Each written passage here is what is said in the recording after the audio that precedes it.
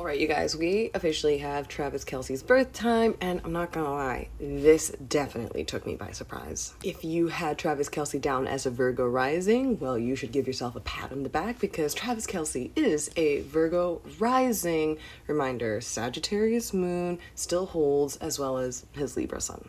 But what's also really interesting is now we have Mercury on the ascendant. It makes sense that they were engaged during this eclipse season, this Virgo-Pisces eclipse season, because Virgo and Pisces are very much in his first house of self, seventh house of partnership, which is also a really interesting thing to consider when there's all this speculation about Taylor's rising sign, because currently she could be a Scorpio rising, she could be a Capricorn rising, she could be a Pisces rising. I'm personally team Pisces rising, and since Travis Kelce is a Virgo rising, Pisces Virgo, that's just chef's kiss. So when I now layer their charts onto each other, Taylor's is on the outside because, again, we don't necessarily know her rising sign, but we believe, or at least I believe her to be a Pisces rising.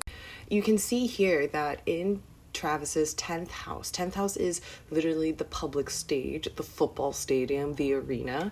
They've got all of this Jupiter and the moon, right? Taylor's moon, like their relationship being almost like this frenzy is very telling of Jupiter in the 10th house. Literally the fact that they both are compounding each other's star power.